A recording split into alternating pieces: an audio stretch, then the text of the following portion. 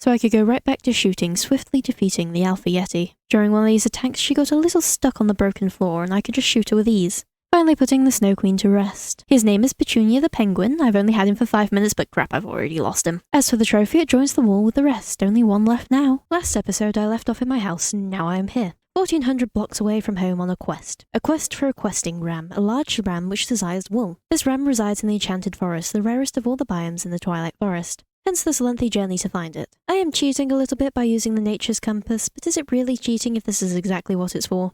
Although it did take me in the direction I didn't want to go, which was towards the Dark Forest, as I had to go around it. I am many things, but I'm not stupid enough to try and ride a horse through an evil forest. When I finally arrived, I looked for the stone circle area, as inside is the questing ram. The biome itself is gorgeous, and the spiral grass is such a unique detail you may not notice from the ground level. Inside the ruin is a dispenser that contains a few colours of wool. Be careful when dispensing this, as apparently you can just pick them up.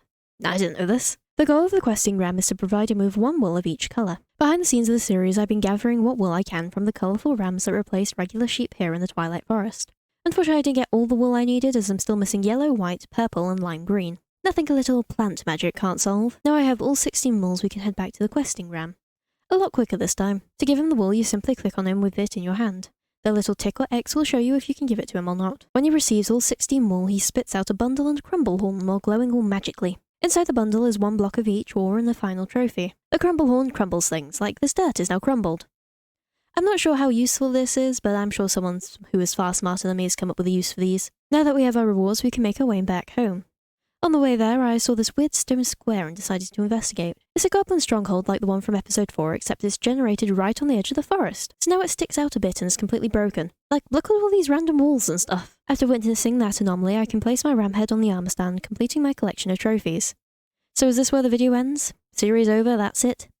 Nope, we have loads to do, we just aren't rewarded with a trophy for it. At this point, we have finished the majority of the Twilight Forest, as we've killed all 8 of the currently implemented bosses. Now that we have killed everything, we can access the Highlands. If you cast your mind back to episode 1, you may remember me entering there to get some spruce wood, while being burnt by the acid rain. Well, we don't need our umbrella anymore, as we can access the Highlands freely. In the centre of the Highlands is the White Castle. Everything we're about to do is in order to get the cinder lamp that can burn the thorns and let us enter the castle.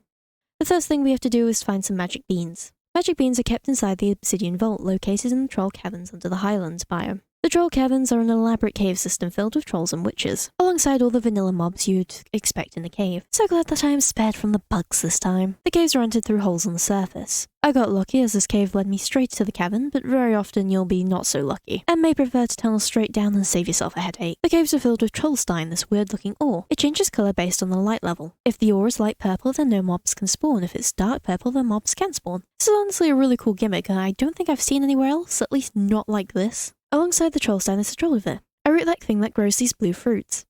When a troll dies near them, they start glowing, providing a unique way to light up paths to the cave. The caves are also filled with regular ores, which I don't mind helping myself to. Here's the obsidian vault. It's not much to look at, but it lives inside the large chambers of the troll caverns. And inside is the magic beans we are looking for, plus some nice extras. While I didn't trade a cow for these, they'll still get us to where we need to be, which is high above the Highlands on top of these massive clouds. To get up there, we need a beanstalk.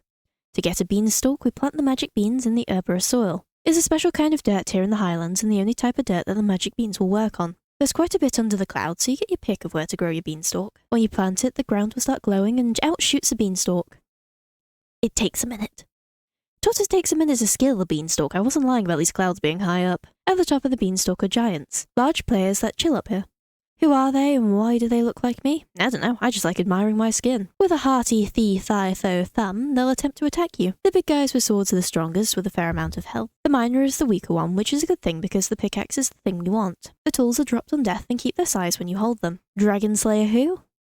Round and round and round and down the beanstalk into the troll caverns. Just next to the small vault is the large vault made up of large obsidian, only broken with a giant's pickaxe.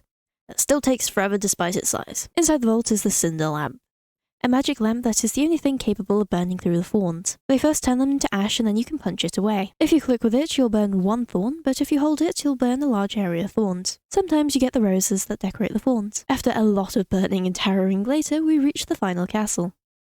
I couldn't find the entrance, so I towered onto the bridge. I do hope the inhabitants don't mind. I picked a tower and ascended the spiralling staircase. When I reached the top, I threw open the doors to the roof courtyard and... oh, there's nothing here.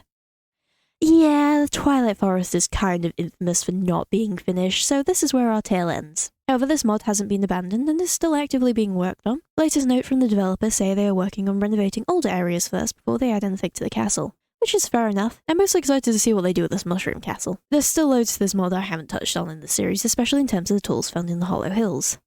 Or the spooky forest and the cemetery that I didn't find since it was a rarer biome. I've had loads of fun making this series, so I definitely recommend giving this mod a go if you haven't already, since it is a good adventure.